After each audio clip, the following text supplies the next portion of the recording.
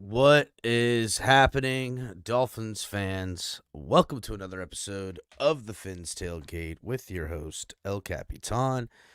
Tonight, we're going to get into a little bit of, measuring the players. Right now, I'm not really going to go into all of the cap nonsense at the moment. It's a bit of a futile discussion because look, we can potentially look into all of the things that they could do, restructuring. But okay, so say they restructure Tyreek Hill, right, and get a bunch of money back. We're not gonna know the details on that until they release it. We don't know how they're gonna, front load money, do this, whatever. So there's no point in guessing the million different ways that they could manipulate the cap. So we're just gonna work with a little bit of an exercise here that cap isn't an issue and that, what positions should the Dolphins look to potentially upgrade. Now, we know cap is going to be an issue, so we can't be like, yeah, let's go get Chris Jones. It's like, no, you're not going to get Chris Jones. Go get Aaron Donald, go get fucking whoever. We're not just going to throw caution to the wind, but we're going to look at some position groups that the Dolphins could and should potentially upgrade or look to try in a different direction, right? And then we're also going to look at what, players that are free agents that they should look to retain because the potential options on the flip side are not better than what you could hopefully keep. So hit the like button, everybody. Make sure you guys are subscribing if you are new. And we're going to get right into this. So Turner Yell makes the stop in the secondary for Denver. 1st and 10. The fake. Good block in there, and down it goes. Caught at the 30. This is the dynamic hill. He's in for 6. Tyreek Hill. Touchdown.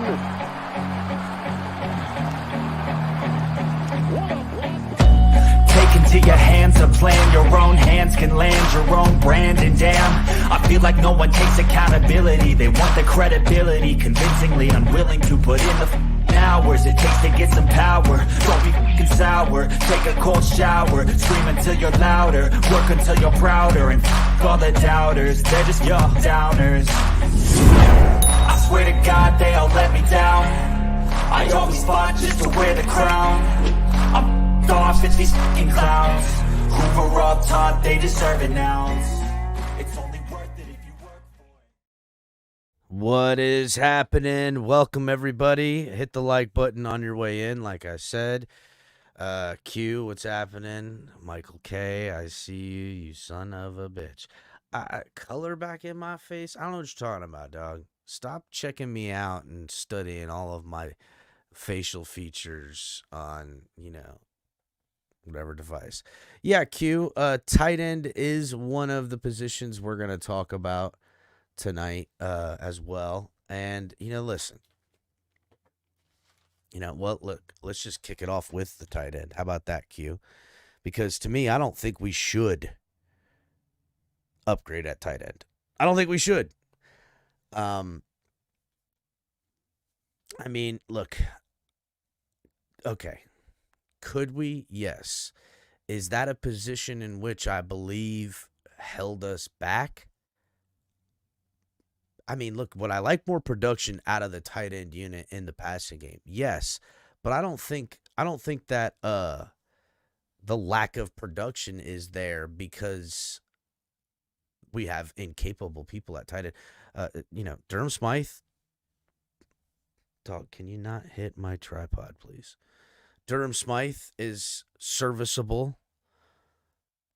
Dude, my dog has to come in here, and he's laying right against, his head's leaning, and his paws are around the tripod. I wish he wouldn't do this. So if the camera moves, it's my dog.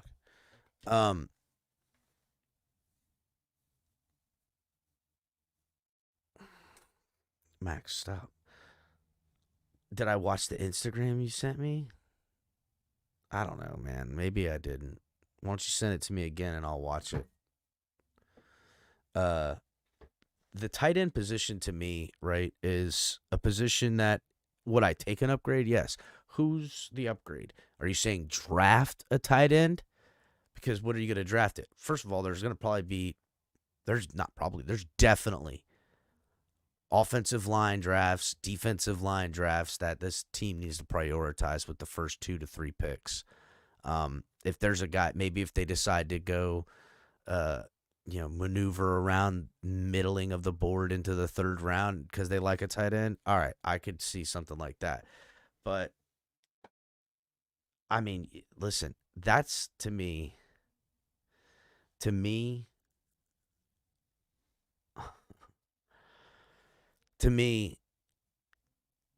the tight end position is a luxury position.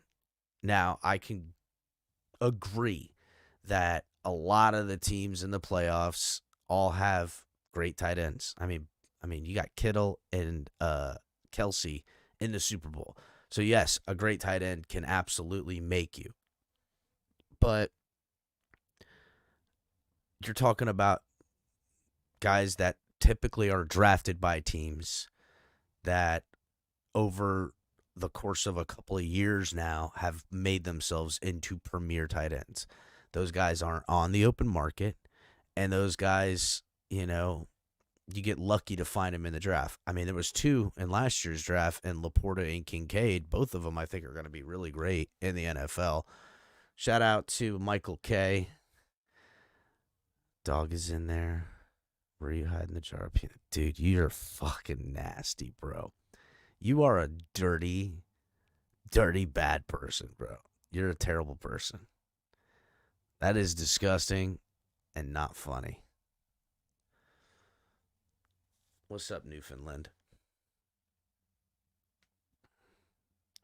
72, what's up, John? Zippa, I see you blame the dog for your farts. I figured as much. Hit the like button, everybody, on your way in. Do you think it matters? Dude, we have no QB. If you think we... okay. Here's the thing, 72, about the quarterback position and why it is what it is, bro. There's too many things that can be sold to too many people where I personally think you ride out the 5th-year option. But there's so many mitigating circumstances that this team can utilize to justify an extension for Tua. Even finding a serviceable quarterback is hard. Tons and tons and tons of quarterbacks that you know without a shadow of a doubt, so does everybody else, that guy is not NFL caliber quarterback. And Tua is an NFL caliber quarterback. Is he the best? No. But he certainly isn't in the bottom half of the league as far as production goes. So that's... Now we can debate on whether or not it's the offensive system that props up his ability, but I would say, games played, executed, and health being not a situation to worry about in this factor, Tua's been relatively above middle of the road. And there's a lot of reasons to stick with it. There's the financial implications. Dude, this team, that's what they're going to do, bro. They're going to extend him. It's a done deal. And, let's see where it leads us over the next foreseeable future. Tua will be on the Dolphins for the next 4 years. That's pretty much a guarantee. I know, 72. I know, buddy.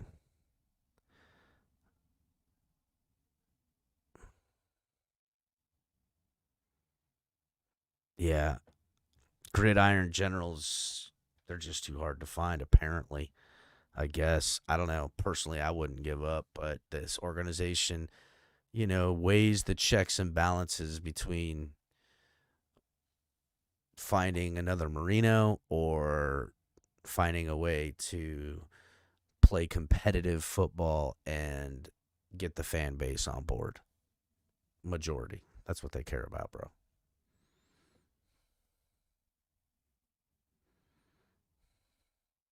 He will not get $55 million a year. So, I mean, look, there's very few quarterbacks that even make $50 million a year in guaranteed, like, real money. There's contracts, they say 55, whatever, but I want to say Rodgers last year cut the biggest check in the NFL per year. So, either way, it doesn't matter. I don't really give a shit. Well, that's not what we're here to discuss. I'll go back to tight end. I would like an upgrade at tight end, but I don't foresee it being something you could go out on the free agent market and get better than what you already have. Durham Smythe is extremely serviceable, and Julian Hill is a young player that got a lot of work and is trending upward. So to me, tight end is off the table. Now, do you get lucky and draft a gem in some of these middle rounds, between the 3rd and the 5th? God willing. But prioritizing it in the draft or prioritizing it in free agency when you have tight ends that took the majority of the snaps, we'll say 95% of the tight end snaps, are both under contract next year. Tight end is not a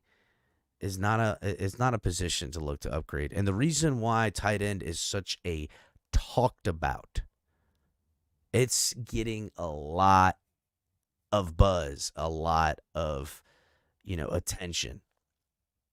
And that's the case because people,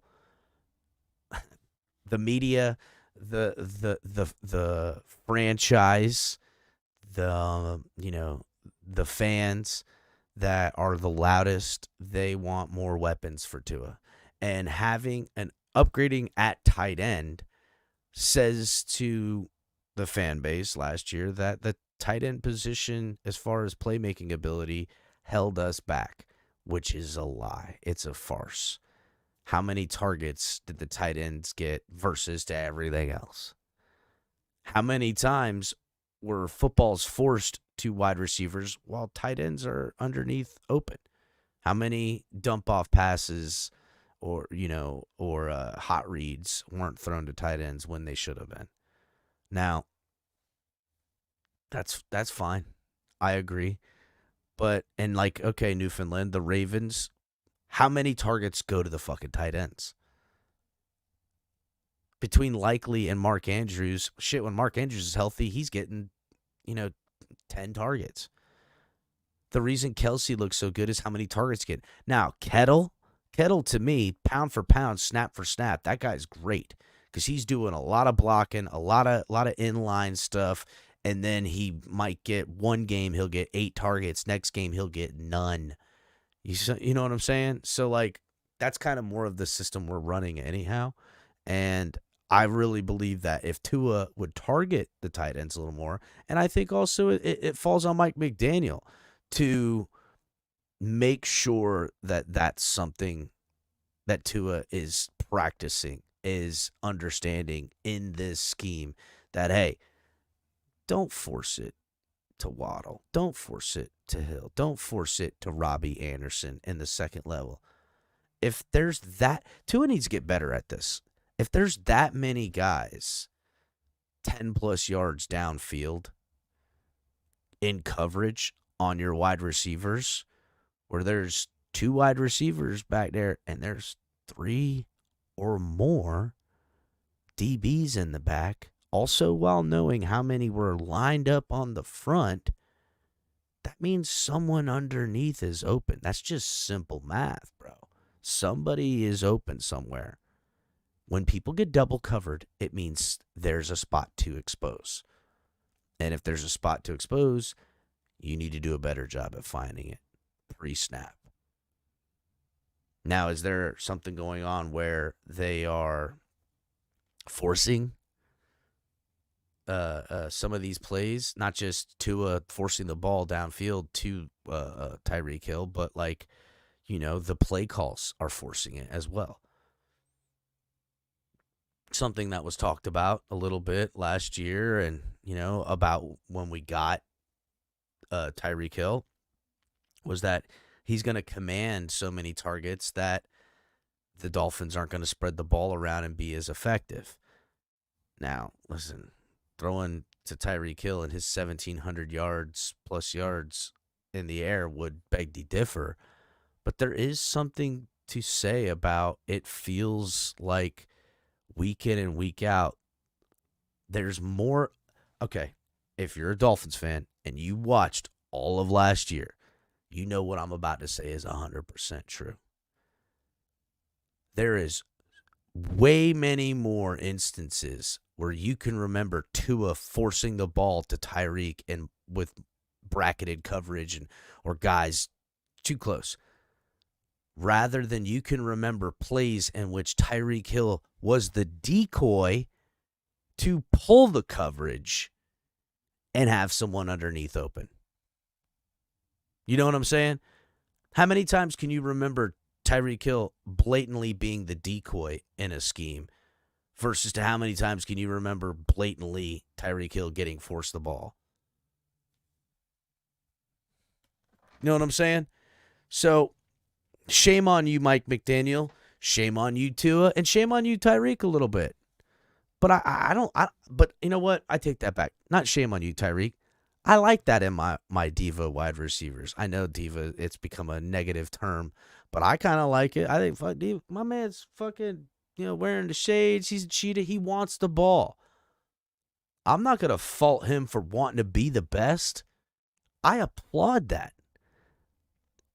I like that attitude. I like that attitude on my football team. That's the type of attitude that wants to win. They want the ball in the big moment.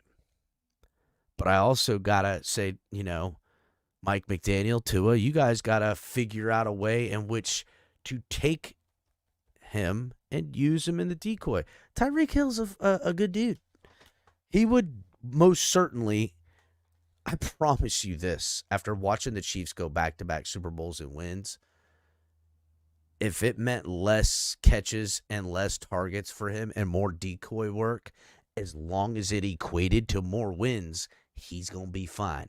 Now, if him getting less targets, less catches equates to losses, he ain't going to be happy about that.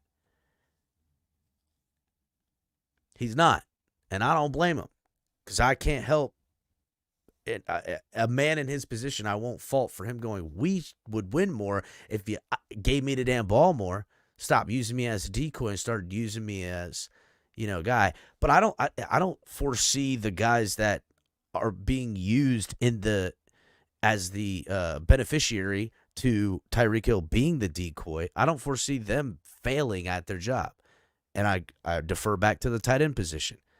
If you have Tyreek come on a low drag route that pulls the linebackers deep in coverage while having someone trailing Tyreek as well, it also pulls in the safeties down. You could do it in one way or the other by having someone take that 9 route above because the safety is going to come down because Tyreek's going across, or beneath. The linebackers are getting deep on the coverage to close the window in zone, which you got to recognize that beforehand. But whatever. Well, that's another discussion. That leaves someone underneath wide open, whether it's a running back, whether it's a tight end, it doesn't matter. Dolphins aren't implementing that enough. We see plenty of these screens, and I like them. They've worked in some instances. Waddle does them great. Let's call it what it is. Waddle's the best in the screens. That guy moves amazing in traffic. But how many times can we remember the running back setting a block and then going and sitting in the flat, wide open, and Tua throwing on the ball and nobody's around because everything pulled out? That's a designed play, bro. That's a designed play. If you want to know what I'm talking about, go back and watch Fuck, go watch the Chargers. How many times, especially in that rookie year, that Justin Herbert threw to Austin Eckler underneath. Especially in that second year, too. They designed that.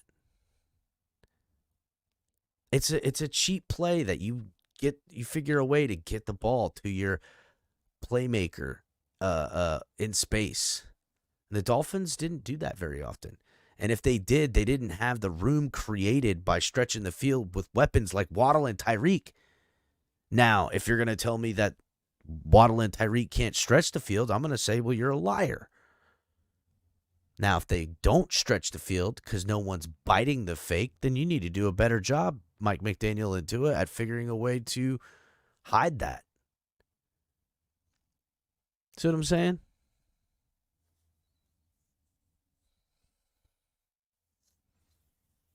Damn, 72 cooking right now. So let's move on to another position that we'll talk about as a potential upgrade. How do people feel about the center position? Connor Williams injured for a good portion of this season. He was there in the beginning when they did good, but came back later in the year and was a part of a lot of the losses. Does anybody have faith that Liam Eichenberg could replace him? Should the Dolphins bring back Connor Williams? Or should Liam Eichenberg just slide right in there? He's under contract. I've been trying to tell Dolphins fans this all offseason. Or, excuse me, whatever. They're going to let Connor Williams walk. They're not going to pay him because cap is real and somebody got to pay, or somebody not going to get paid, and it's going to be Connor Williams. And why go out on the free agent market and get a center when you have a guy in the building under contract last year of his rookie deal who's gotten better and has played literally every position on the O-line? He has not been great in any of them. He's not been the worst that I've seen in any of them either. He's no Dallas Thomas, or fuck his name was, or Thomas Dallas. I can't remember his fucking name. I was able to forget him. But to me, he's serviceable. And who's to say that another year of really grinding, another year of him and Tua working at it on the offseason and working at camp, and him coming out the beginning of the year as the starting center, that he won't be good, that he won't be really good.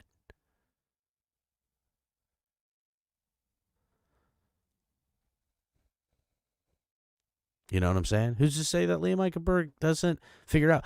Who's to say that Liam Eichenberg doesn't play as the starter at center and does it so well, Dolphins end up signing him to a long-term deal this time next year? I mean, think about it. It would be a perfect ordeal. The guy's played all up and down the line. He understands the duties and jobs of everyone on both sides of the line. Been with the team, drafted, developed. Mike McDaniel's scheme, became a center, played friggin' left tackle in college, and here you go. But he's a success story. I agree, Ryan. I think Eichenberg and Jackson got stronger this season. Jackson did a good job. Jackson got himself an extension. And that's at least one position. Now, I've seen Teron Armstead's name come up about drafting Teron Armstead's replacement. I mean, listen, I say always draft the left tackle if he falls in your lap at some point that you have him higher on your board. Because tackles, listen, also Jackson was drafted to be the left tackle. Didn't work out that for him. Thank goodness he worked out to be the right tackle. Dolphins brought in Teron Armstead, but I mean, it's when he's good and in there, he's good. But it's just all too few and far between. What's up, Kevin? That he's, being effective. But I mean, listen, they draft the left tackle in the first round. I ain't gonna be mad at it. That's planning for the future. That's, now I'll be mad if there's somebody else, one or two other players sitting there, and they draft some left tackle that I had rated, as a second rounder. I'll be like, what the hell are y'all doing? But,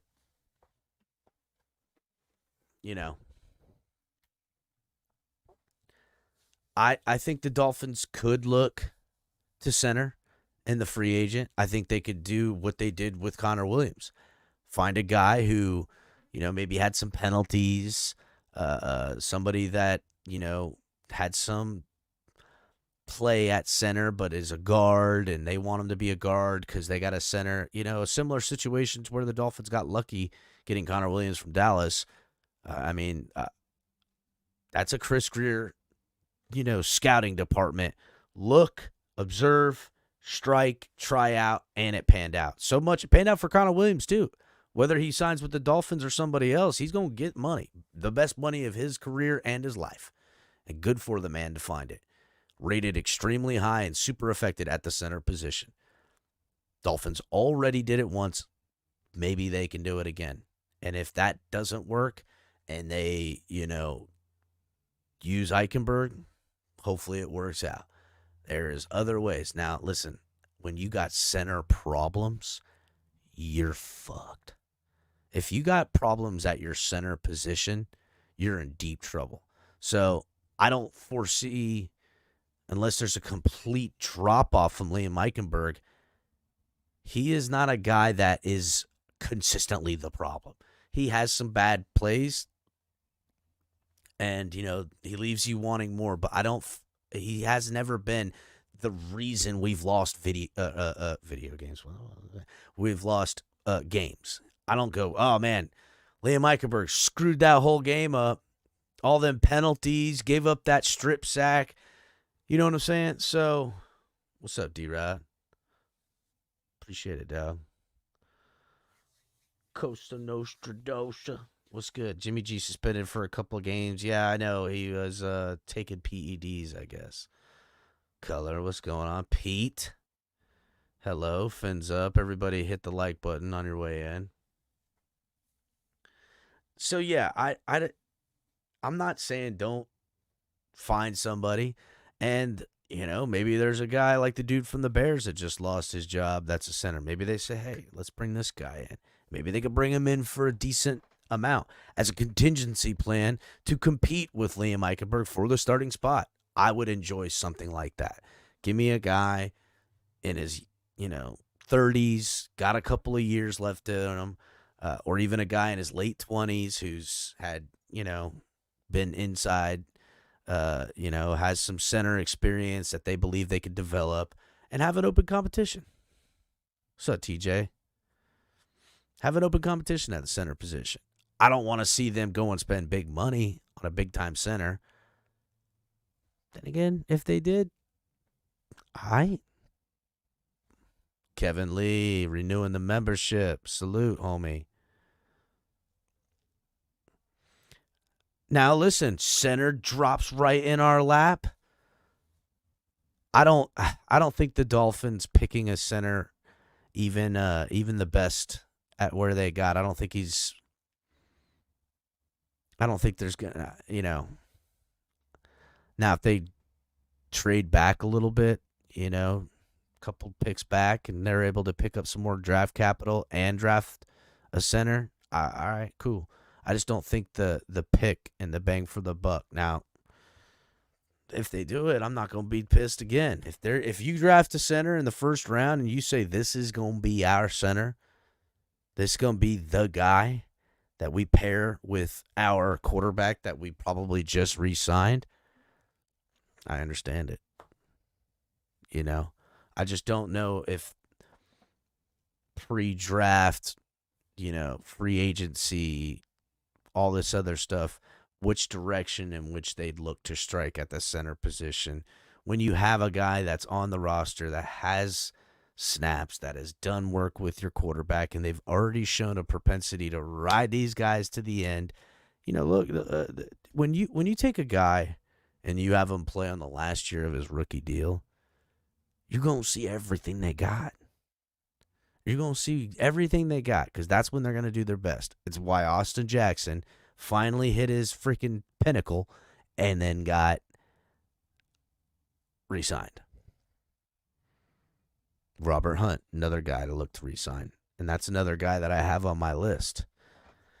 Guard. Now the guard and the center kind of in the same deal, same boat as far as with the ideology that I would say the Dolphins should use. Get a guard. Get a center. I would rather them just re-sign the guards that are free agents, personally. If they could re-sign Robert Hunt and re-sign Isaiah Wynn, that's the win-win for me. Win-win? Win? Hunt win? Hunt win for me? Anyhow, to me, with the free agents that are pending, you solve so many of your problems. Maybe looking to the draft for a center at some point. God willing, it's in the second round. Re-signing both guards and re-signing your swing tackle and Kendall Lamb. You re-signed Lamb for what he's been getting. You re-signed Wynn for what he's been getting. You pay Robert Hunt for what you can get him for. I don't know. Hopefully you get it under market. But those three guys brought back in the building, keeping continuity, and having Liam Eichenberg potentially at center is not something I'm going to be upset about. I think these guys did well last year.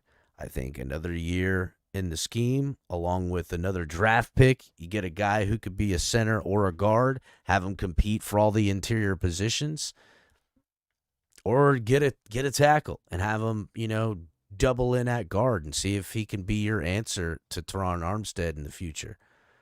Go younger. We need to go younger at that left tackle. Now you can kick the can one more year down the road at that left tackle position as long as you bring Kendall Lamb back in here. I'm cool with that. Here's the thing, Ryan. I don't think anyone would trade for Armstead for his current contract situation.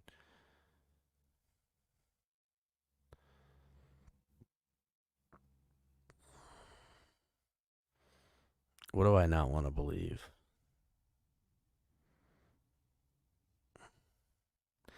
Report: Miami Dolphins expected to explore signing Kirk Cousins. Trading Tua Tagovailoa. NFL executives anticipate the Miami Dolphins exploring alternate options at quarterback this offseason, including Kirk Cousins, after Tua Tagovailoa's performance at the end of the regular season and postseason.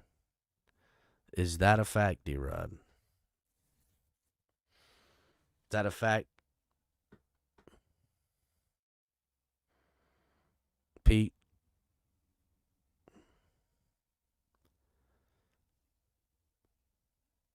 I don't know, boys. I think y'all be tripping. Not really interested in Kirk Cousins either. He doesn't save me money. And I don't know how many more wins I think he can buy me either. One. I don't look at Kirk Cousins and think he's the dude. Shout out to Kevin Lee. People are of different opinions, Cap, but until we get a quarterback that's a playmaker, nothing is going to change. When you score 7 points in the last 7 quarters of the season. Fuck, Kevin.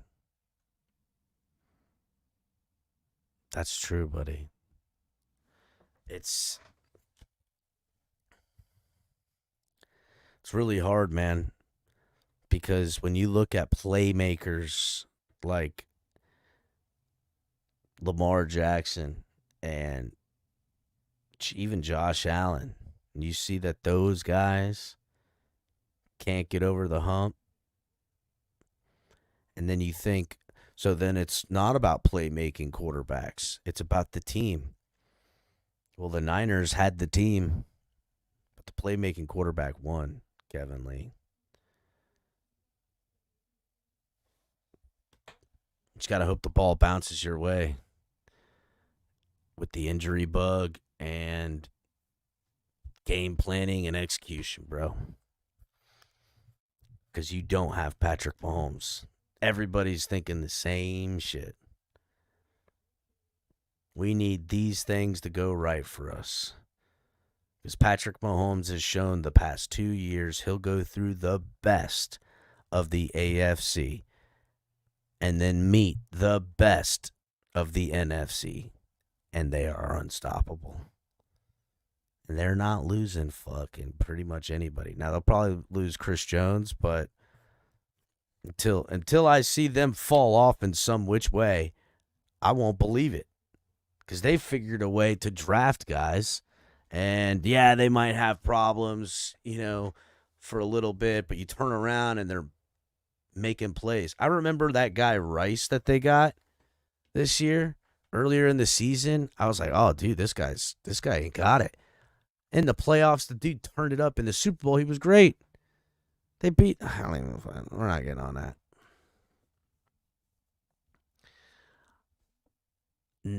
D-Rod, I think what I'm saying by Kirk Cousins isn't an upgrade. I don't see how that fixes anything. Kirk Cousins.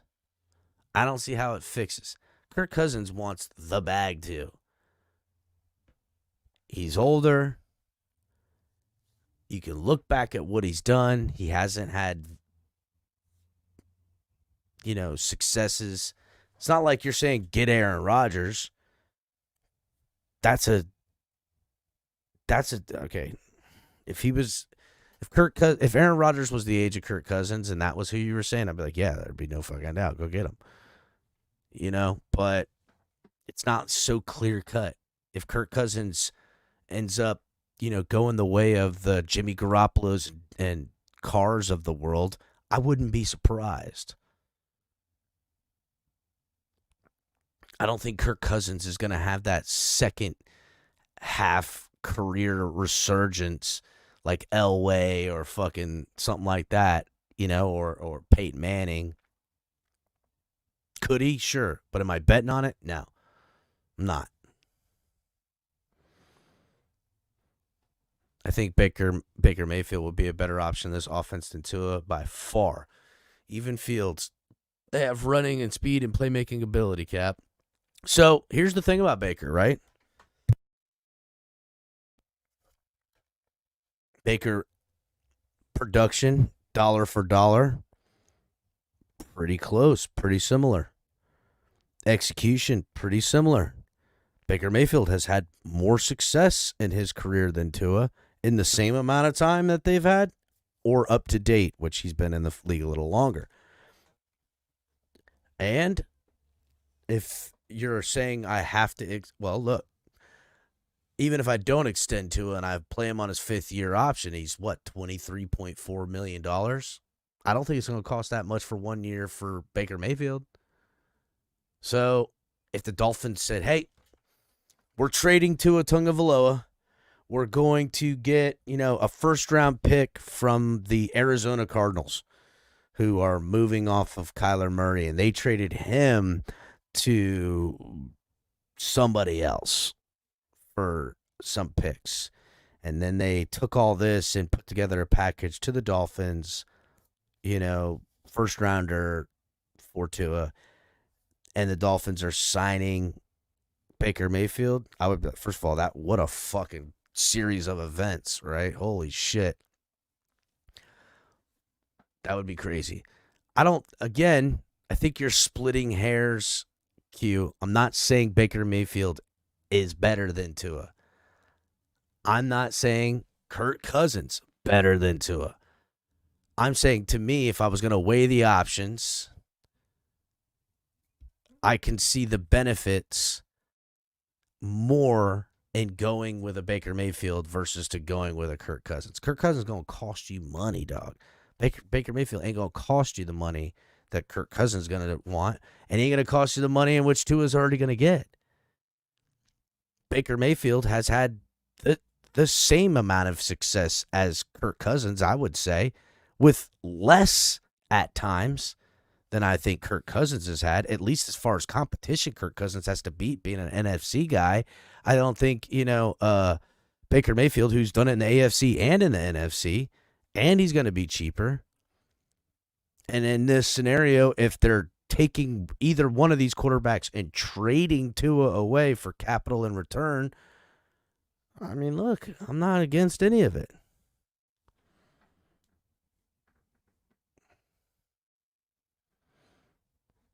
Yeah, probably. Probably, Kevin. Probably.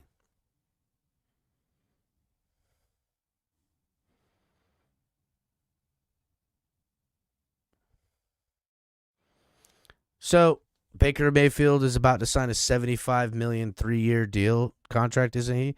I mean, that's the numbers people have talked about. But think about that: 3 years, $75 million. That's fucking cheap. That's cheap, because that's a $75 million deal, not $75 million in guarantees. I mean, what's in guarantees? 50. You know what I'm saying?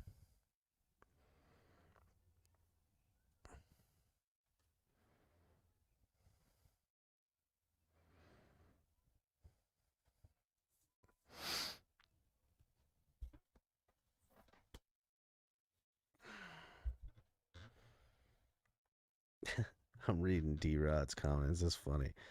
I mean, look, whatever. All right. Tight end, center,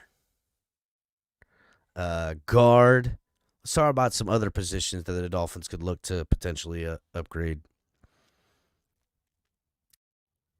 What about linebacker? And particularly off-ball linebacker, right? Now, this is kind of a situation here.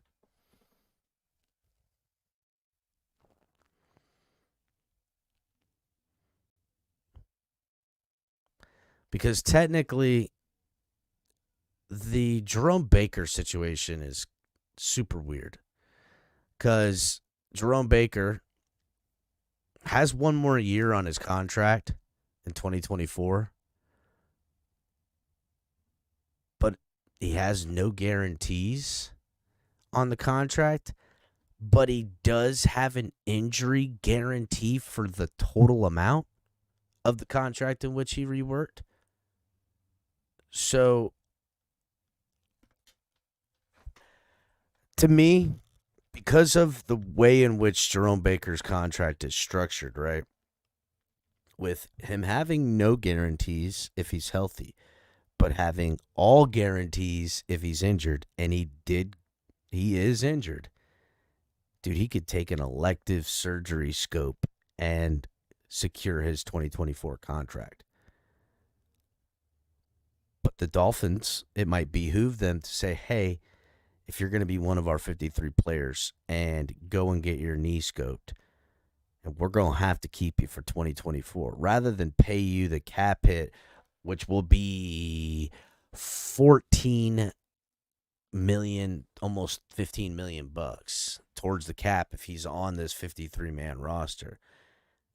It would behoove them to sit down at the table and work out some kind of new deal where it's a 2-year thing.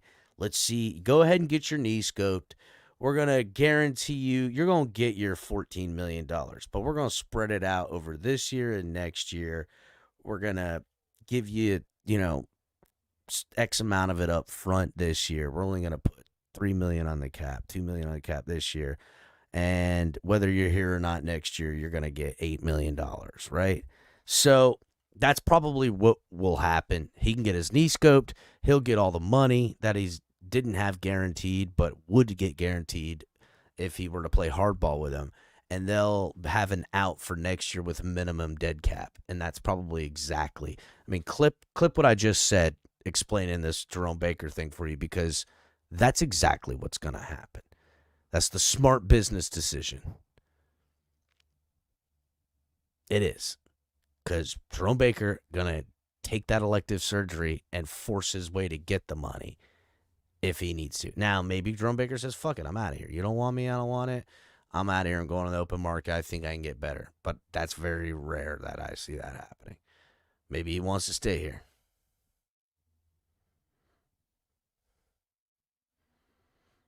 Oh, man. D-Rod taking it on a different fucking deal.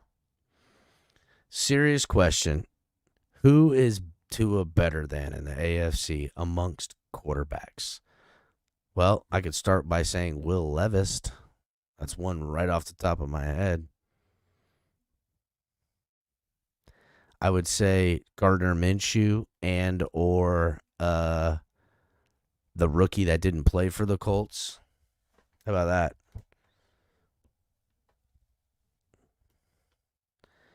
God, I hate this conversation. Mac Jones, yeah, TJ. He's definitely better than Mac Jones.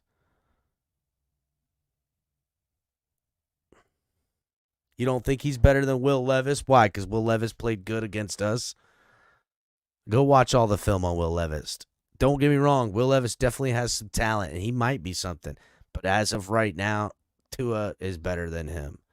And he should be. He's been in the league for a while. No way, Mac Jones. You need to stop it, Pete. Brissett. All right.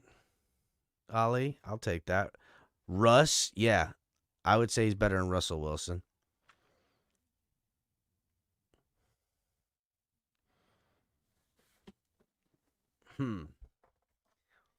Well, I can't say CJ Stroud, even though he's a rookie. That kid looks like he's the real deal. Would you guys say he's better? Is Tua better than Trevor Lawrence? Andy Dalton? Yeah, he's better than Andy Dalton right now. Better than Joe Flacco?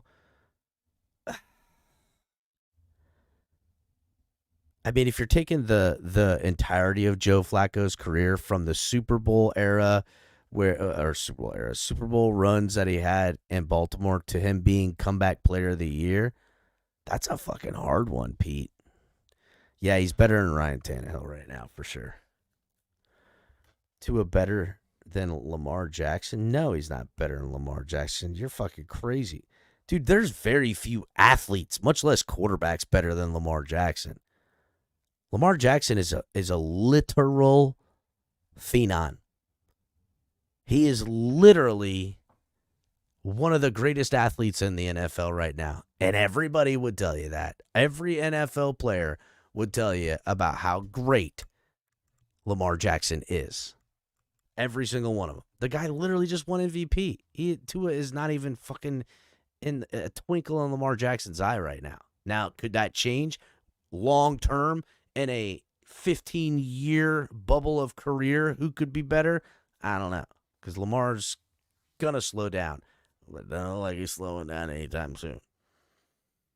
Jake Browning. Now, there's a curious discussion, Pete, with the Jake Browning. I like that type of quarterback play. I think that's what it comes down to. Pete, the examples you're giving is the type of quarterback play systematically, schematically from those types of guys. I personally like it better. The pro-style offense. I like it because it's the pro-style offense. It's what fucking pros use because you got to be a pro to operate it. Now, there's guys that they put in a pro-style offense that can't cut it, a la Ryan Tannehill. He doesn't have the pocket awareness. He doesn't have the ability to make quick throws and quick reads, and he doesn't have a quick enough release to run the pro-style system effectively. That guy, Jake Browning, now, small sample size, right? But what I've seen out of him, dude looks good. Is he better than Tua? I don't think you can say that right now. That's stupid. Could he be? There's definitely something there with the Jake Browning. There's definitely something there. What's up, X Factor? Hit the like button, homie. I like Jake Browning. To me, Jake Browning is the guy the Dolphins need to bring in. El Cap, don't know what pro is pro style mean. What? I don't know what pro is pro style mean. First of all, you don't even know how to type, Q. El Cap don't know what pro is pro style mean. Oh yeah, what some other douchebag out there told you what pro style means and that's not what I said? Shut the fuck up. Pro in pro style. Pro in pro style. You don't know what a pro in pro style mean. The fuck does that even mean? You're right. I don't know what you're saying means. You're absolutely right. Ken Dorsey. Seriously, Shake? Off the cuff. Jay Cutler. Come on, Shake. What up, Wilson? Hit the like button.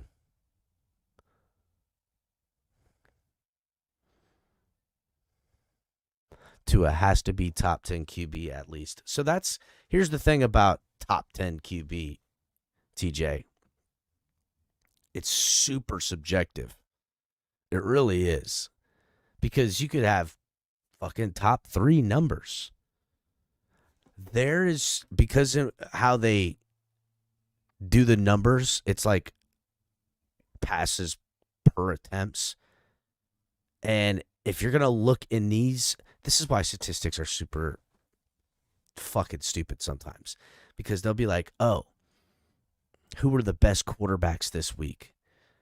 So by the statistics and the numbers, they're going to essentially start with how many attempts you had, how many completions you had, and how many yards were gained in such attempts and completions and all this data.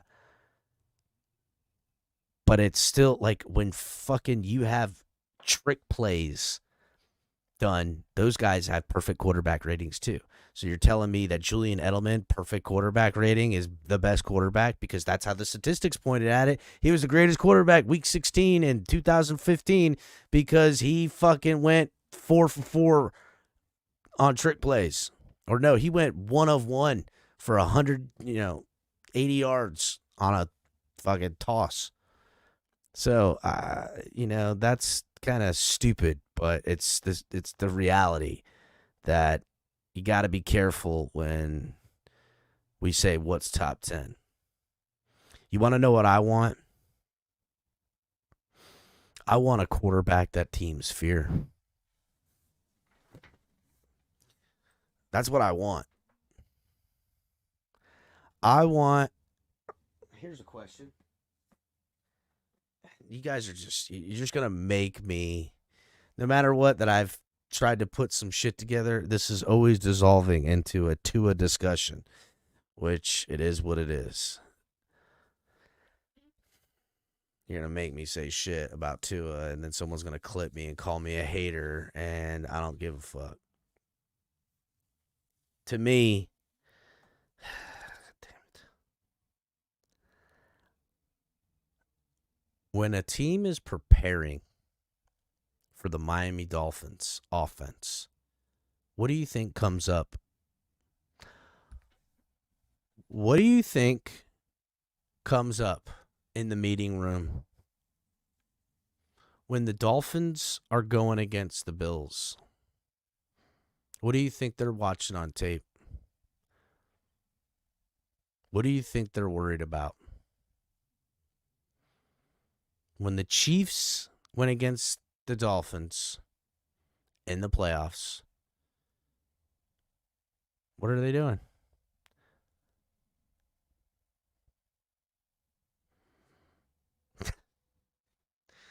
That's true. They definitely say we don't need a spy this week. Who are they watching, TJ? They're watching Tyreek for sure. Yeah, Hal. Tyreek, Fred, Tyreek, Waddle.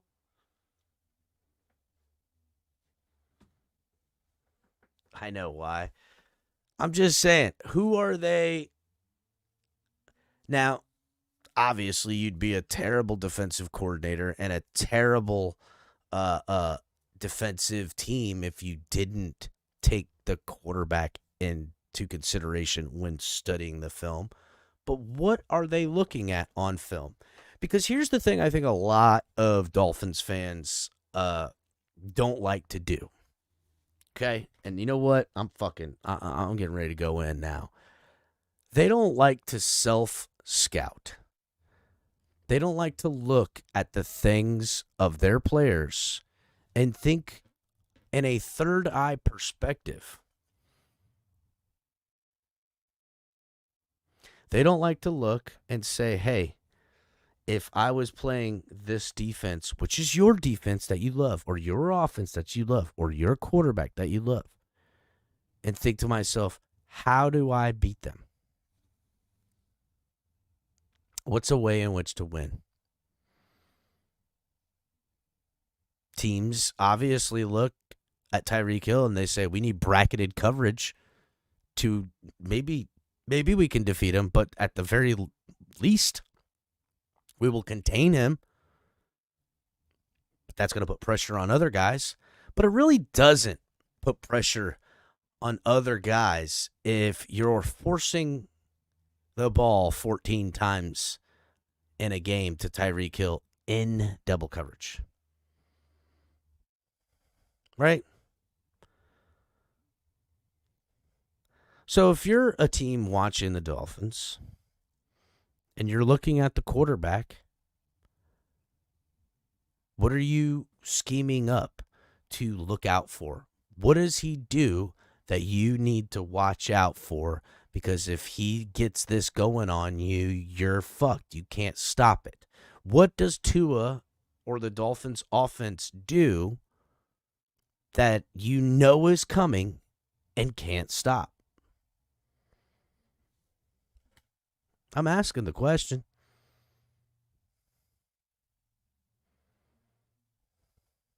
Yeah, can everybody hit the like button, please?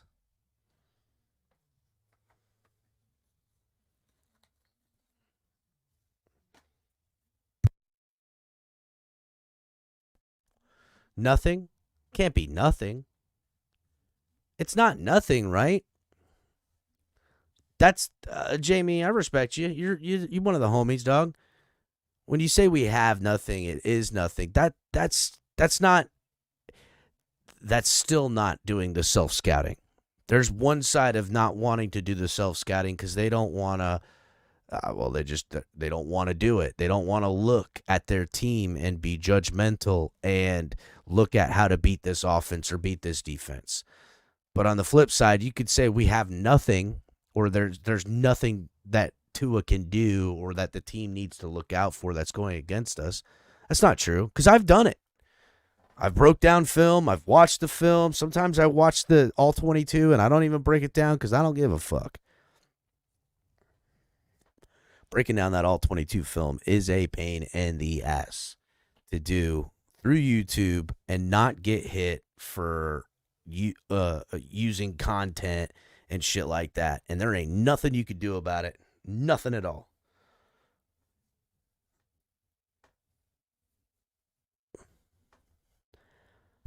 There is stuff that teams are breaking down Miami Dolphins highlights, from the week before or whatever film is being put together,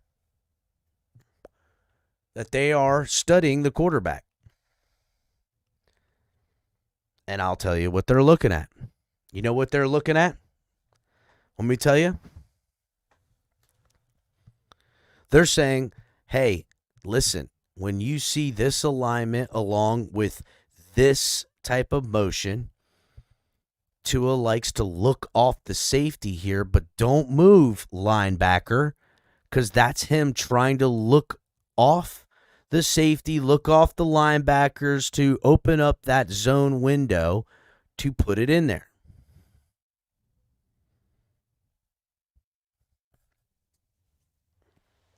That is most certainly something that comes up against the Dolphins in the meeting room when looking at Tua Tagovailoa and not letting him get you with something like that.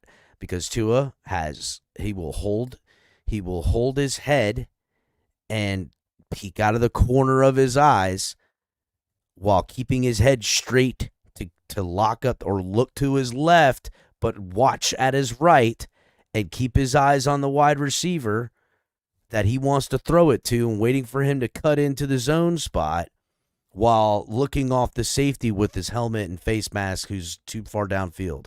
He's done it, and he does it well.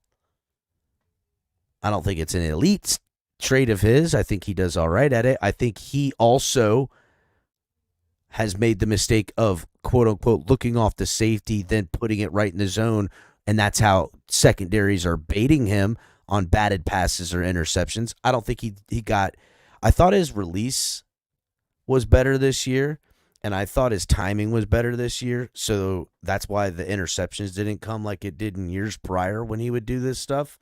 But it's still – teams aren't biting. They're not going to fall for it all the time. You can catch – an overzealous safety or, a linebacker or a cornerback that's young or something like that. But,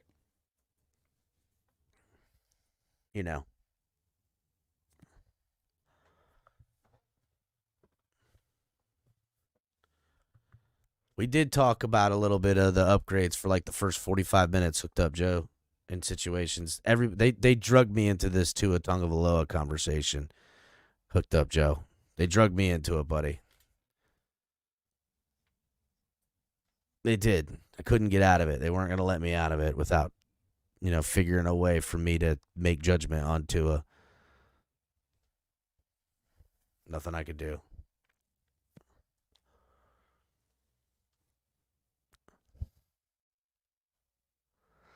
I will say that if the timing is off, X Factor, it's trouble. Now, Tua is a spot thrower, and that's not necessarily a negative connotation because if he's throwing it to the right spots, it works. When he does throw to the right spots, it works. I think Tua has done well against man coverage. I think he's done very well against man coverage.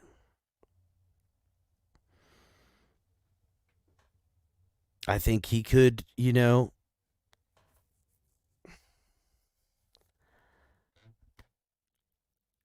sees Tyreek or Waddle, if a corner makes the wrong step and shows their back to Tua, and he already made looking at that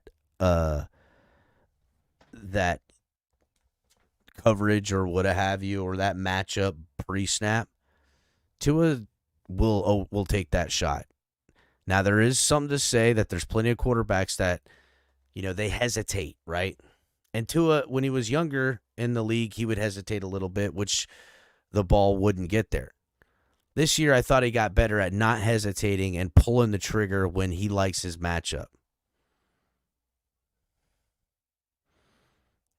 He hits all the right spots. Jesus, Jonathan, gross. I know what you mean by that, dude. Dang. But yeah, I would say that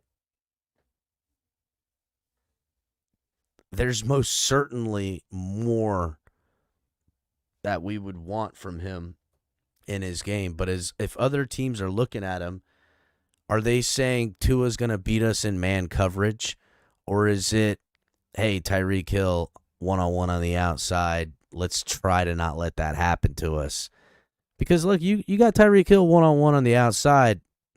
There's only a handful of corners that even stand a chance, much less, I don't think there's anyone that could say they're going to lock him up one-on-one, no over-the-top help, single high safety. Now, how many times did Tua see that in man coverage pre-snap and be like, oh, this was going to be, a slant to Waddle, but Tyreek Hill's, on the end with so-and-so, and they got no help over the top. I'm going to look at Tyreek Hill and give him a yeet, yeet, something like that. How many times did he call that audible? I don't know.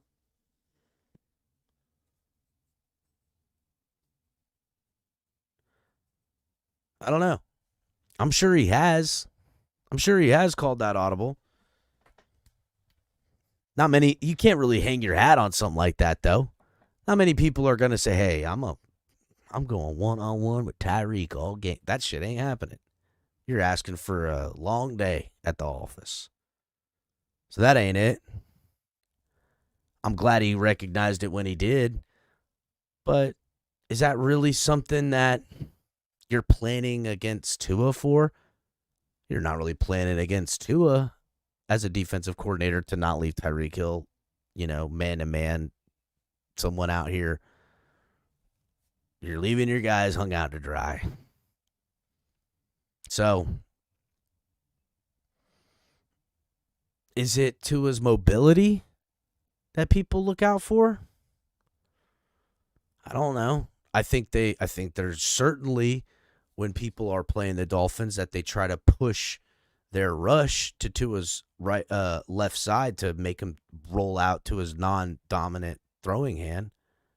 So there's that, but that's no different than any team. You're always going to want to flush a quarterback out to their non-throwing side. So that's, I would imagine that that's something that they're going to work on as far as their pass rushers and their blitz packages, which is different because he's the only left-handed quarterback in the NFL right now. So that's something that they're looking at. But is that something that Tua's inflicting on them, or is that just, weekly specific? Yeet, yeet. Is that just weekly specific going against Tua? I would say so. Now, I would say this: if we're self-scouting Tua and we're looking at ways to defeat him, I would say put pressure on him. But that's with any quarterback too. You put pressure on quarterbacks, you don't give them, time to throw. I would also say that if I was going against Mike McDaniel and the Miami Dolphins with Tua, Tua and Mike McDaniel have these concept routes that are 2.5 seconds from time of snap to throw. Tua's got a quick release. You also know that Tua likes to sit in the pocket and look in these throwing lanes. So, if I was scheming against the Dolphins, I would figure out ways to make sure that those throwing lane windows are very tight. I would also coach up my defensive linemen to know in their internal clock from the time in their rushing and everything like that to keep an eye in those rush lanes and try to get a hand up in them. Because he's not the tallest quarterback.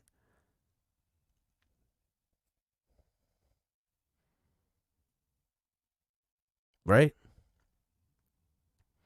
So that's ways to self-scout. Now, how can Tua improve on these things that we're now self-scouting on? Well, he's not going to get any taller.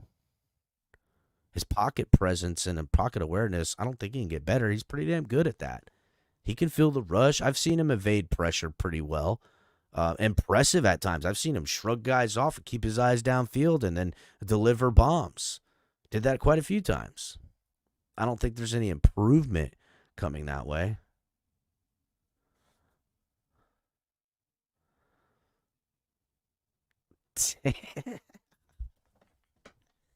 No, dude. Not the Great Value Assassin's Creed. Damn.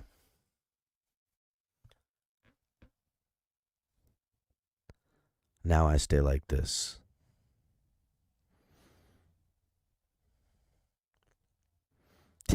Not the Great Value Assassin's Creed. That's fucked up. Stop hitting it. So, what ways in which Tua can get better? What improvements can Tua do this offseason to get better as an NFL quarterback? Is his arm going to get stronger? I don't think so. He probably can get marginally stronger. Damn, dude. Can his release get quicker? I don't think so. I don't think he's got a quicker release that he could do. That guy's got the quickest release that we can expect from him, and it's quick enough. Pocket presence, I don't see how he can get much better at that. You know, these aren't things in areas of improvement. In the areas of, I don't know if they're areas of improvement as much as they're areas in which we would like better out of him. I don't foresee how he could get better.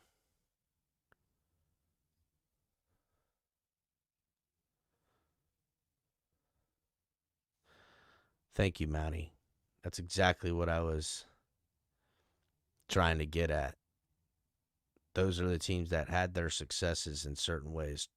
Dolphins did a great job in that Dallas game, remaining patient, taking what the defense gave them. They never tried to force too much, and that's why they won that game, and they were able to, put the pressure on them in Miami in that final drive, and also just with clock. They just played well as a team. That's why they won.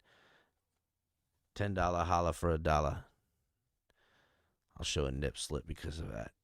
No, I won't. You got to pay more than that. Dang, dude, man, people coming at him, bro. Go back to Hawaii. To a peaked in high school. He could retire. Bigger calves. Damn, how? Not bigger calves. I just wonder if if there's anything. I guess the only thing we could ask of Tua to get better is just time, and that his knowledge of this offense and plays in which he's retaining and able to call upon in the huddle or at the line will be something that he'll do. We've all heard the stories of, when Edelman and Gronk and Brady and Amendola, and they're in the middle of a huddle or they're in the middle of a play, and Brady will call out a play from a year and a half ago, right? And they'll use that play and it'll work.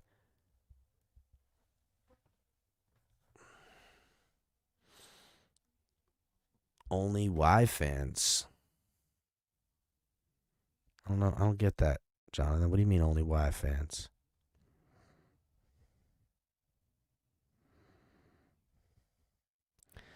Now, yes, this is what I've heard, D-Rod, that they're asking for the world.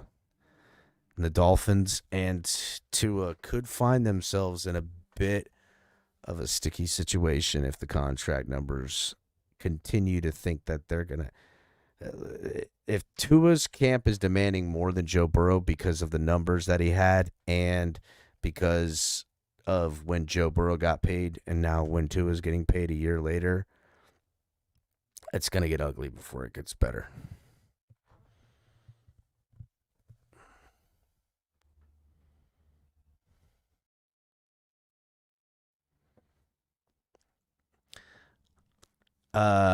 There's I've got a website for it. I've got all this stuff bought and paid for on all the Finn's Tailgate stuff. So, I mean, could someone come in and try to trademark? Sure, but there's, proprietorship of, ownership of stuff. I've got it on all social media. It's been going on for years. Could somebody steal it from me? Sure, but they'd have to pay a lot of money, and I'd fight it. But yeah, thank you. There's also ways in which we could hope for Tua to be better in leadership, Now, would that come with the new contract? Tua gets the money, knows he's going to be here for, what he perceives as the rest of his career, because this is the first step of many steps in which a player rides out their entire career, especially from the quarterback position, with one team. If they paid him, I'll tell you what, if the Dolphins do pay him, I will be putting that type of expectation on him for sure. That, hey, you're now the franchise guy. I don't want to hear excuses about we need an elite tight end to win playoff games. Fuck out of here. I'll tell you what, when you're the guy making the money to a Tagovailoa, you make elite tight ends. You take a Julian Hill and turn him into the Mark Andrews, because that's what elite quarterbacks do.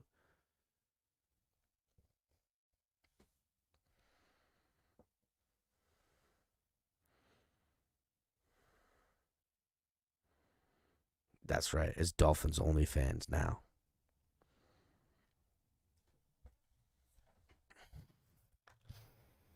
So it's dicey. We're in a weird position with this quarterback right now. There's a lot of diehards, and there's a lot of people that have a lot of hidden agendas when it comes to Tua. There's certain people that there's certain people in this fan base that have longed for an answer at quarterback so much that they're gonna, because Tua was drafted, highly touted, had a great season, that this is good enough for them, because they don't want to go back to looking for quarterbacks ever again, at least as long as they can put it off, right? There's plenty of fans like that. Then there's the Tua sexuals, the people who loved him from Alabama, loved the guy, loved the character, would kill their own mama over Tua. And there's a lot of them too. Then there's people that, there's the Christian / type of, religious aspect of people who would follow him because they believe in his personal life choices more so than anything. Too bad the first 48 was canceled. I promise Miami PD would have caught a case that involved tuna as the motive. What the fuck?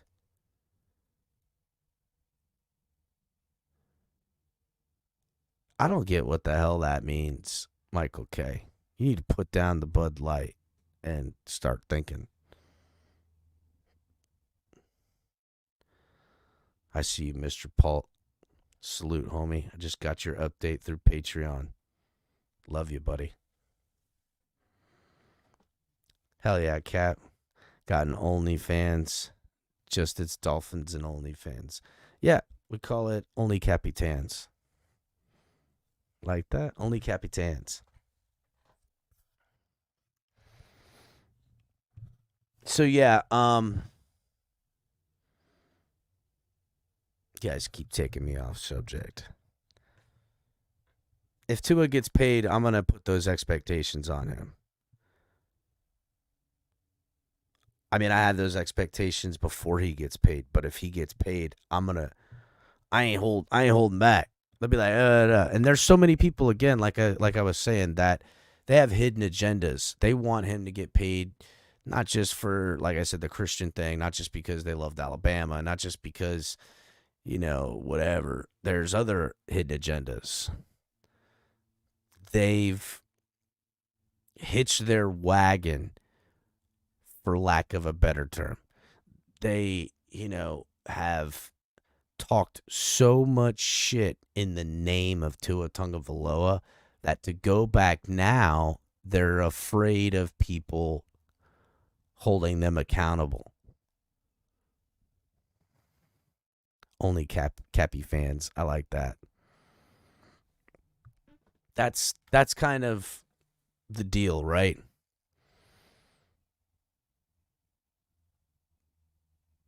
And I don't like that. I don't like, and you know what? The organization is really behind a lot of this. There's so much of this fan base that will shit on certain players. And it just seems like they're just like, oh, they'll make their memes about them. They'll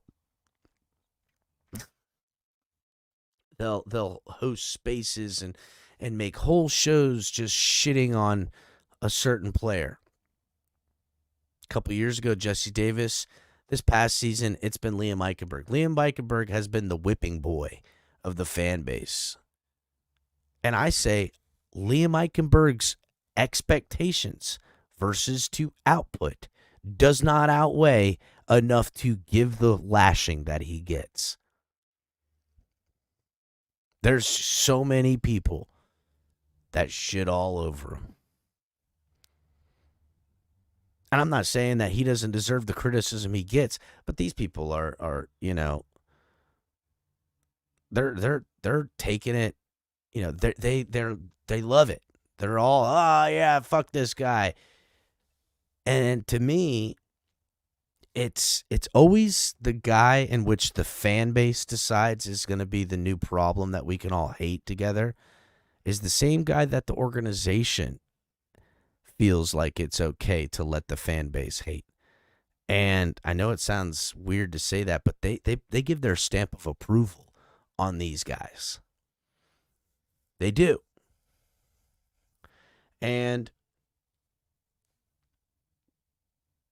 if you want to look just one more layer deeper in that onion to the guys that the fan base typically hates on like this, it always is, you know, once removed for their love for Tua. Same people hating on the Jesse Davises of the world. Same people hating on the Liam Eichenbergs of the world are the same people that fight with all of their might and honor for Tua with every excuse that they can imagine.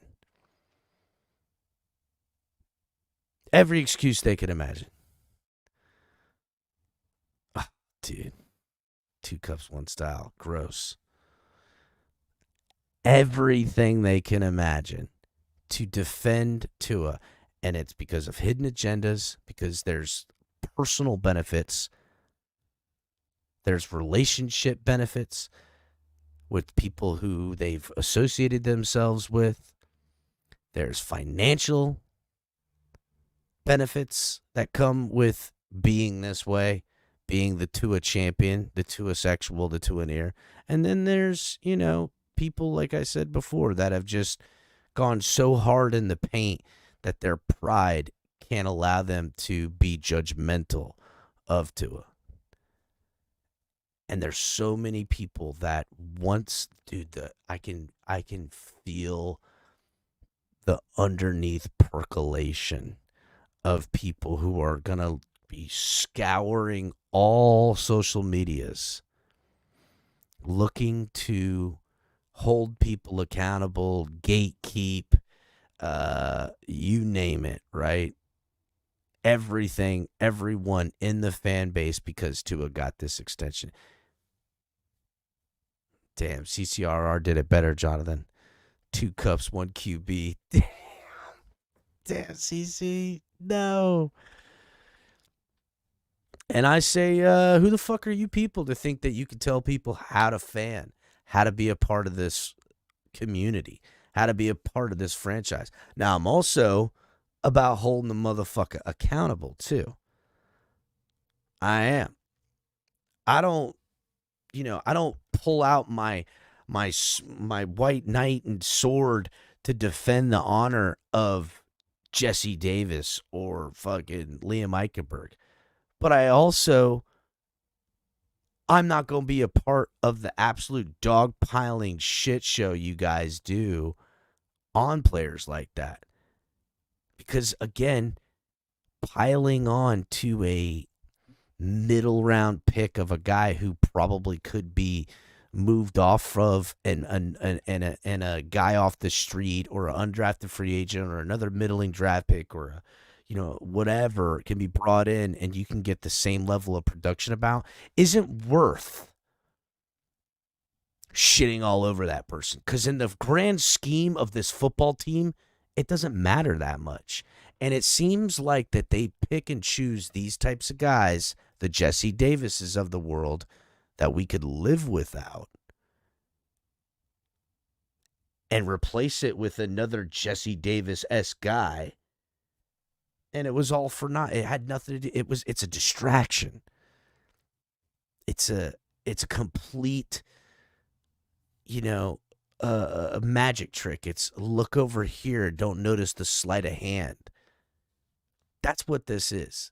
It's distractions to take you off of the subject they don't want you talking about, which is deficiencies at the quarterback position, or deficiencies in the coaching, or the fact that they're changing out defensive coordinators 4 years in a row now. 4 years? Let's see. We went from Brian Flores, Boyer, Fangio, and yes, Weaver. Now that's 4 years in a row. So that's just the facts.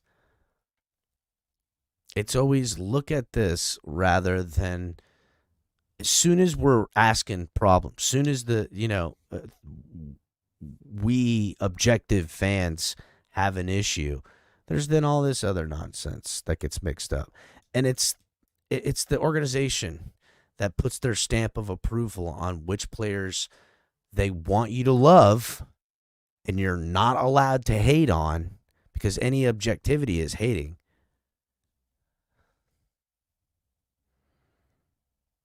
My mom did more with less.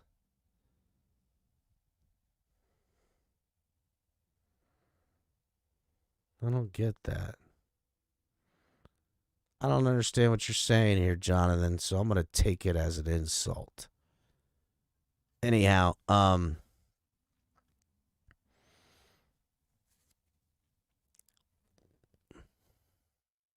let's see. These players in which the organization and the powers that be, the ones who caper up for the narrative that is pushed on, by the writers, by the the news, the X spaces, the nonsense, those people that push that these are the players we're going to unanimously shit on, and these are the players that are untouchable and not allowed to be criticized in any way, shape, and form. The organization is putting the stamp of approval.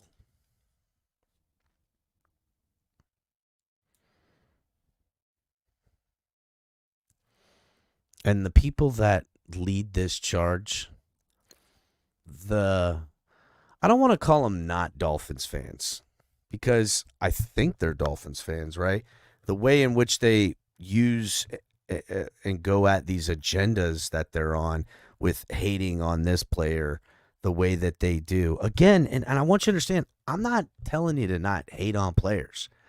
I'm talking about this community in the way in which it operates when they're all dogpiling on one player. That really doesn't matter. Like, it's, if you were to sit here and if Raekwon Davis was the guy that they were just going to shit all over, Raekwon, he's a bust. We picked him in the second round. Here, actually, we'll go the opposite end. Raekwon Davis, second round pick, hasn't turned up to be a superstar, hasn't popped up, isn't really a problem, but did he develop into the giant monster guy that we, thought on draft night? Was he a game changer? No. But the team and the fan base isn't shitting all over this guy going, what a bust at second round.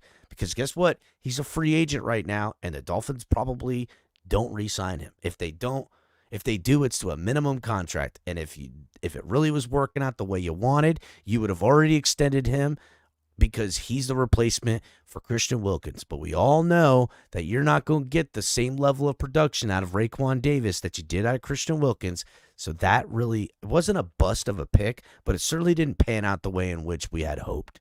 And neither did it to the organization. But the fan base isn't shitting all over him.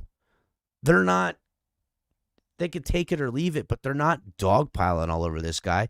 But it's weird that there's certain players that they're going to dogpile on when living without the Raekwon Davis, living without the player they're going to shit on, and insert new player, you're kind of in the same position. You didn't go up, you didn't go down. Yeah, let's get some more likes, guys. Hit the like button, please. So these people that I notice that shit on these players, they are also at the front line. Oh, dude.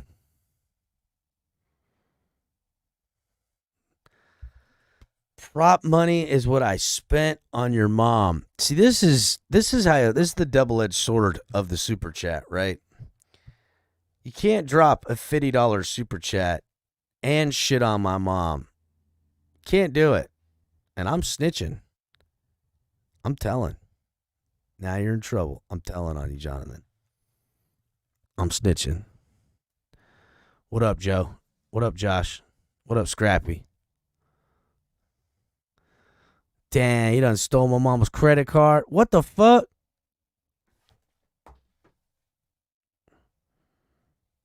I'm taking pictures of this.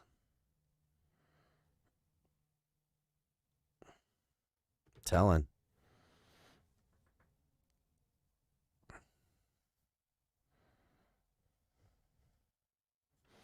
It does, Scrappy. TFTG for life.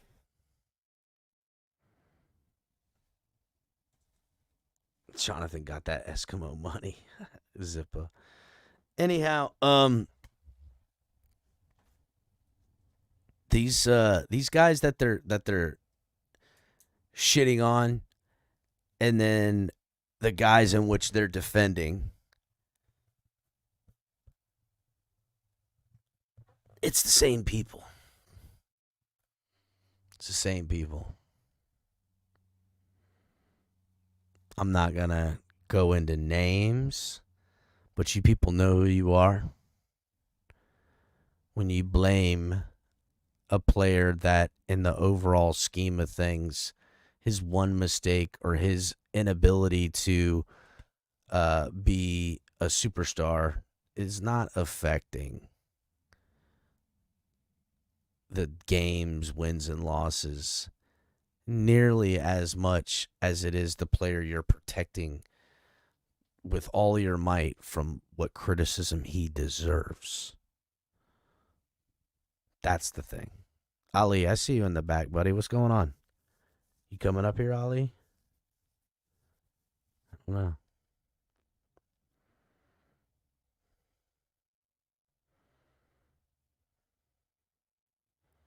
And that's all. I ain't putting no names on it, Q. EM. No, I'm just fucking with him. That's all. I just want it to be just free range. Let's go ahead and agree, disagree, argue. No one has the shield of protection, and nobody has, the ability to be all of our problems. Now, sorry, but if you is all the problems, then you got to go. But typically, if that's the case, no one's going to deny it. Now, here's the thing, right? I think we all can agree that some criticism of Jalen Waddle his first 2 years was that he wasn't using his hands to catch that well. He was doing too many body catches, which were causing him to, drop passes, things like that. And we had said he needs to improve in these areas. And you know what? looks like he had heard us.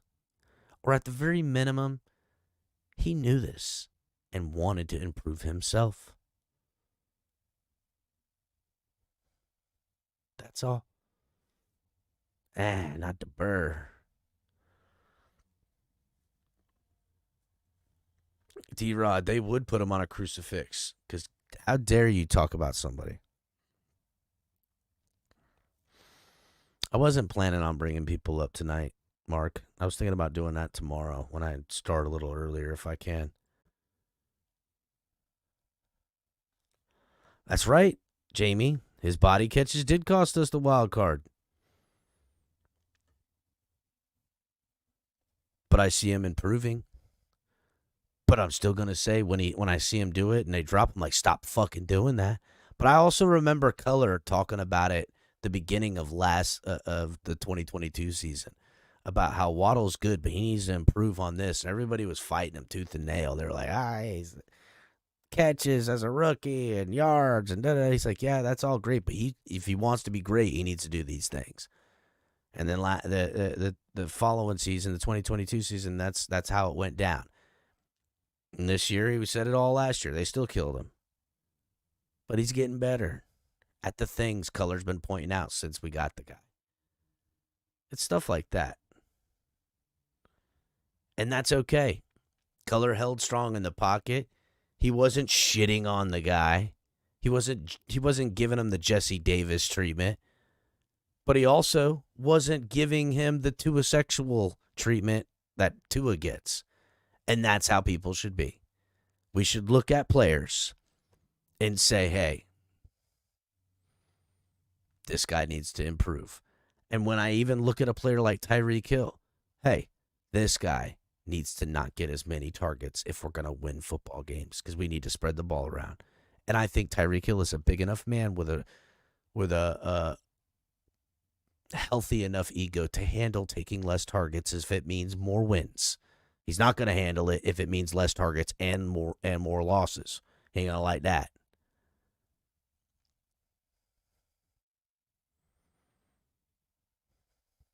Sweet. Appreciate you, Mark. So that's just the facts.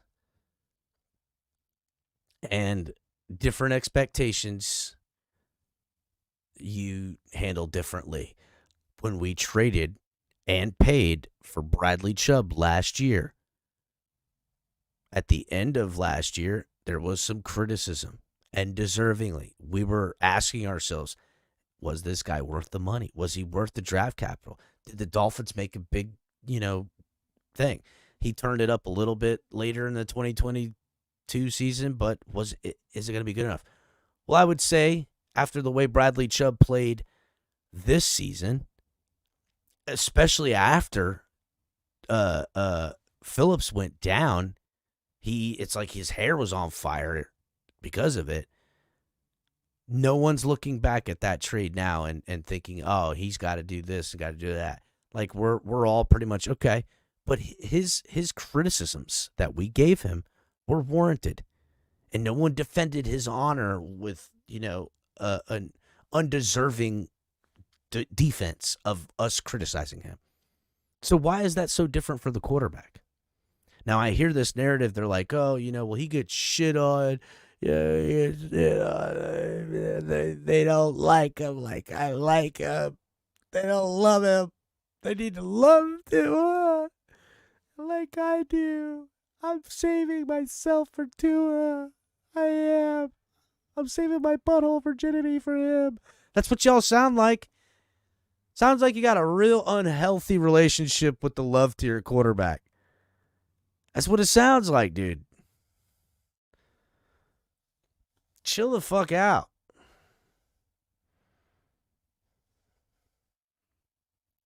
Chill out. What do you think, Ali? You need some tissues after that? I was getting upset. I was tapping into my inner Tua sexual. Yeah? It's too funny, bro. I got some echo going on. Hold on for a moment. Just give me a second. All right. Thank you, X Factor. I was trying to do my Tua sexual spot on. So now people defended Waddle against Tua, but not the way people attacked or Waddle against. People defended Waddle against Color's criticisms his first 2 years. Where now, how many people are talking about trading Waddle? Holy shit, Color was on that last year. He was getting killed for that take. Now everybody's like, we could get a haul, which is funny to me. Anywho, the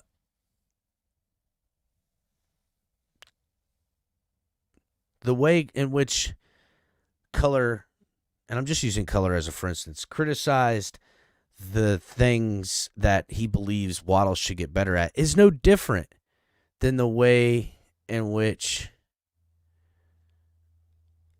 he or anyone, for the most part, now there is people that troll, but that criticize Tua and the things he needed to get better. But the way in which the backlash for having objective criticisms for Tua is always met with, well, it's not you and your take, it's the unfair criticism we see all over from the trolls. Well, meanwhile, these same people, hold on a second. Facts, Capitan. They need a colon check. They do. They definitely need to check their no-no spot.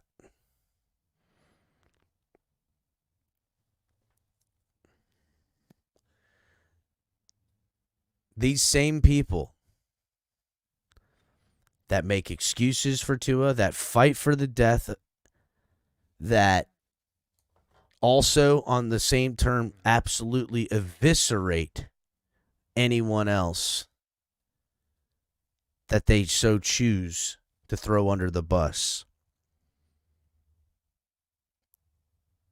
They also love to attack other teams' quarterbacks. Or they love, you know what they love to do? When you make criticisms, here's one thing I've noticed that they love to do.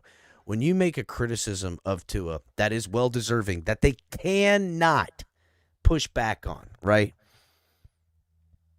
They can't.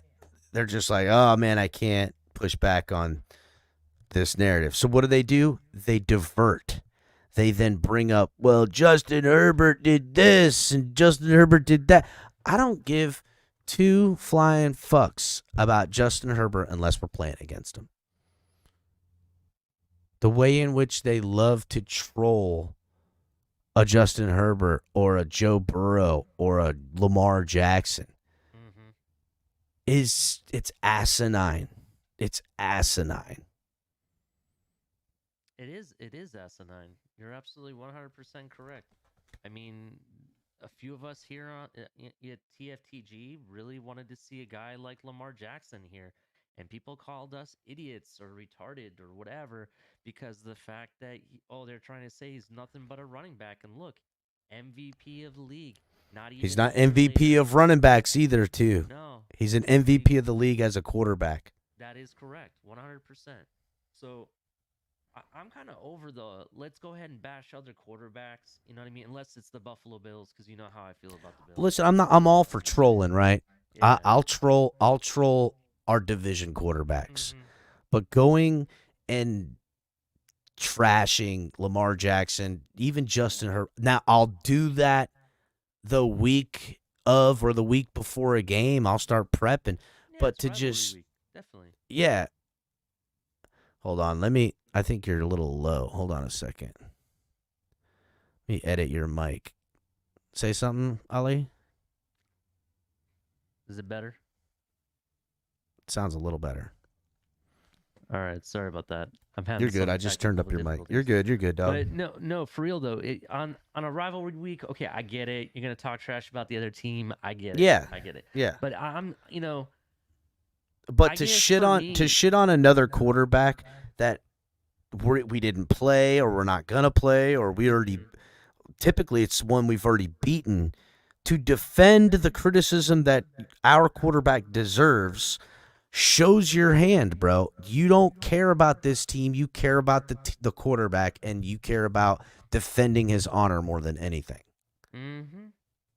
It's fucking weak, dude. Like it's the weirdest thing ever. It's gotten better. Mm-hmm. Damn, I think bro. people have gotten better, but I'm not gonna lie. There's some people in this community that I even love and call a friend and everything. That doesn't matter what we're talking about. They find a way to bring the quarterback up, and that's what I'm kind of like sick of. You know what I mean? I think we need to get away from the names and start just talking about positions, and don't even bring up the name. Just be like, listen, I think I'd love us to use the tight end position a lot more, for example. Well, You know? here's the problem, Ali. I tried my damnedest to talk about the subject of the matter, yet it drug me right into talking about Tua. They're like, "What does it even matter? If we could change every quarterback, every position, but with this quarterback, we ain't going nowhere." And eventually, I had to dissolve after 50 minutes of not talking about Tua. I've now had to talk about him. I mean, look at this comment right here by Cosa Nostra. I'm sorry, but he says that Lamar will never be able to pass his way out of a wet paper bag. I'm sorry, he did several times this season. I Yeah, I don't saw know him what you're make talking about, throws that homie. even our quarterback can't make. Dude, So, Lamar's fucking arm strength is ridiculous. It's ridiculous. Is he the most accurate quarterback? Tua's got him in accuracy in spades. He's got him in timing in spades. He's got him in sitting in the pocket in spades. Everywhere else, Lamar has he's a head above Tua. yeah. Just is what it is, man. I'm kind of sick of talking about Tua, to be honest. I'd rather talk about other positions that we definitely need. Like we definitely need to address the linebacker room. We definitely need to address maybe part of the offensive line since we're losing 3 starters. And let alone the tight end position, I think is Well, definitely a see, need. so here's the thing, Ali. I would say we would be better served to, rather than addressing the offensive line, I say bring everybody back and draft a center or a tackle. So, like, I say bring Isaiah Wynn back. I say sign Connor Williams. I say, or not Connor Williams. I say sign Robert Hunt, sign Isaiah Wynn, bring back Kendall Lamb. Those 3 signings right there fortify your line. You can roll with Liam Eichenberg as your projected starting center and bring in, some competition, whether it's a free agent or drafting a guy. And, you know, you have 2 starting tackles. I know that we have our worries about whatchamacallit, but about Teron Armstead, but I mean, you're paying him all this money. You're not going to trade him, and he's not retiring. He's going to be your starting left tackle, and if he's healthy, he's still one of the top left tackles in the league. So, is it something I'm going to plan for the future or even 17 weeks? No, but that's why I re-signed Kendall Lamb, and maybe I'll draft a guy in the 3rd round, 4th round that can come up through the system. Or maybe I can kick the can one more year down the road, and next year's 1st-round draft pick is my starting left tackle. Austin Jackson signed. For me, I'm gonna re-sign my right guard because we know who that is, Rob Hunt, right? And then your right tackle, you've already signed him, so he's done. Your left guard, that's the question, and maybe your center. Maybe you can get away with doing what they did this year with nickel and diming and making them perform better than what they're worth, to be honest. You know what I here's mean? how I look at it, right? And hold on, before you go, I just think that in this draft, the first pick, it should not be an offensive player, in my opinion. It has to be either a linebacker or something that to bolster this defensive line. That's just me, because I think what the offense does. I'm sick and tired of picking up wide receivers or running backs, and stuff like that. And the offensive line, they already told you they're not going to put up the money. They're not going to spend the capital on it. You know what I mean? You got to work with what you got, and they made it work for the most part.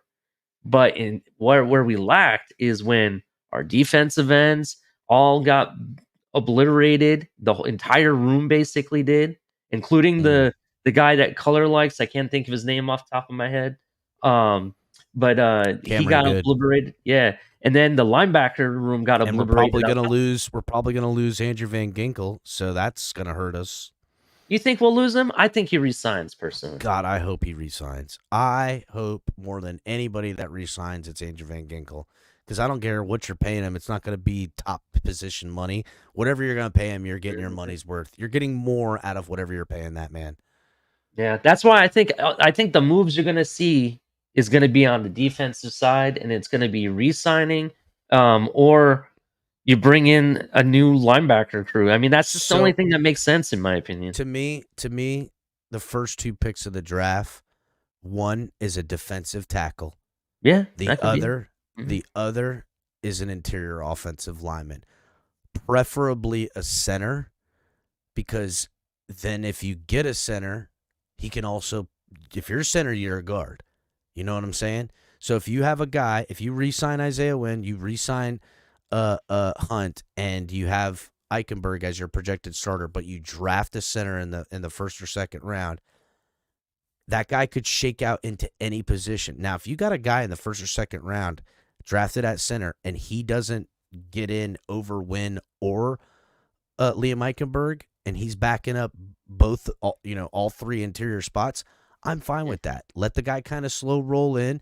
If Liam Eichenberg by the end of the year is worth a contract extension and there's a way to meet the table and that's a real discussion, then that doesn't hurt my feelings that I have options. You know what I'm saying? If Isaiah Wynn plays like a fucking Pro Bowler and Liam Eichenberg plays like a Pro Bowler and you're already paying Hunt and I've got a backup center guard, I'm not going to cry about that. You see, I'm not going to be – that's never been our problem, that we got too many good offensive linemen to fucking put into combinations. You know what I'm saying? So that's not something I'm going to worry. And you know what? We know Isaiah Wynn's kicked out the left tackle in a pinch. Not effective, but that's why you re-sign Lamb. Mm-hmm. To me, we're going to have a hole at defensive tackle. That's the position in the first round I want the Dolphins to get. And I also think that schematically, it's going to be very important for our new defensive coordinator to have that pick to decide which kind of tackle he wants. Does he want one of these lighter guys that are got a little bit more speed and work out a way with him and Zach Sealer? Is he going to want a zero tech type of guy, a big friggin' brick wall in the middle that will allow Zach Sealer to play more of that inside-outside defensive end role, and also have that guy can plug up the middle, which if you have one of these big 300-pound plus dudes that, can kind of plug up a lot in the middle, it frees up linebackers and makes your linebackers look better. So there is something to be said about that as far as addressing the linebacking position by addressing the defensive tackle position. I don't know what Weaver wants to do he talks about hybrid defense and all that stuff, but I don't know what he envisions at the centerpiece position on that defensive line. So that'll be interesting to see how that pans out, because to me, that's your first or your second pick. That's your first or your second pick in the draft is defensive tackle. And then now if they double down in defense, I would be extremely surprised. If they double down on defense. I would be extremely surprised if they doubled down on offense, honestly. Now, that's the way the draft shakes out if it does happen, and I won't be surprised if I see how the board falls and I say, well, you may have drafted a center in the first round, but you could not pass up the value for this wide receiver in the second. You know what I'm saying? I could see something like that. But yeah, I mean, for me, right now there's 4 wide receivers on this team that are free agents. This is true. This is true. But here's where I'm at with the draft. You could, and I think the smarter move, because of our cap limitations and how many players we need to bring back, or positions we have to address, I think the smarter move is to maybe trade down in the first. I agree. Maybe get a really high second round pick and then pick up a third, maybe something late afterwards. I think that's smarter, bro. Because then you think I about agree. it. In the first and second rounds, you generally get starters, right? You're getting 2 starters because you'll have 2 seconds, right? Your third could be your swing starter, a guy who could maybe is on the fringe of starting, but a reliable backup, and that could be your offensive lineman that you're looking at. Because there are some offensive linemen I think that we could get that are worth a damn in the third round. In my opinion. So I wonder this, right? And I'm willing to take a lot as far as movement goes. If they move, say, from the first round, what are we picking? 22nd? We're 21st, I believe. Don't quote me on that, 21st? but I think we're 21st. Yeah, I know we're between 20 and 22. That's what I do know. Yeah. If they trade down out of the first round into the second, pick up a second round pick up a next year's second, and then pick up this year's third, I would be super happy with something like that. You know, Yeah, I get that I get that we're kind of pushing something down the road a little bit, but I'll have to see how the board is, because you're right, we do need more chances to fill more of these holes than we do like a certainty. Because I outside of the defensive tackle position, I don't think any player comes in here unless they show up and win the job. The defensive tackle position is the only position in the draft in which the Dolphins need that guy to come out and start right away. Yeah, because they're going to lose Christian Wilkins. Here's and this kind of, I don't want to take away from the show because I know we're talking about what we need to address and everything, but if you really think about it, the reason that what happened last season with all the injuries and all the issues and lack of depth was because of the lack of draft picks we've had the last 2 seasons. You really think about it, that's what these draft picks are for, is to build those depth. So you have guys that are your starters, you guys have your mid players, and then you have your low players on your draft on your team, so you can mitigate some of the pain that happens throughout the season. You need to have an influx and this is a season where it's hit or break it. You have to come up with a lot of players, and the smartest thing, if Chris Greer is watching right now, the smartest thing you can do is make a trade like what you just said, something similar. I saw something on Twitter. Someone was posting an idea of trading down with the Panthers, and we pick up their second round. We trade down to their second round pick and pick up a third. I'm down with that. You know what I mean? Or maybe a little bit more on top of it, but all I'm saying is that we need to do something to come away with more players than what we have draft picks at this point. Yeah, it would be nice to figure a way. I really just don't see. Here's the only thing, because we're going to be right around 20, 21, 22. I wish I knew it off the top, but I can't remember. The only way in which somebody is going to want to trade with us is because someone fell. And if someone fell down there, the Dolphins should take him, because there's, outside of a quarterback with that first round pick, there is no position in which the Dolphins can pass up on. If it's a left tackle, if it's a fucking linebacker that fell that shouldn't have fallen, if it's a safety, if it's a corner, I don't care what they say, get that corner. You need more corners all the time. If it's a offensive weapon, if it's a wide receiver that somebody's coming climbing up the board to get. Now, I'll have to look at the draft, and it's why it's such a crazy thing. It's why the draft is so fun to watch, because there could be somebody at pick 27 who knows that the team at 25 is going to pick the player there. So they're going to get out in front of that pick by trading with the Dolphins. You know what I'm saying? That could happen. They know that, the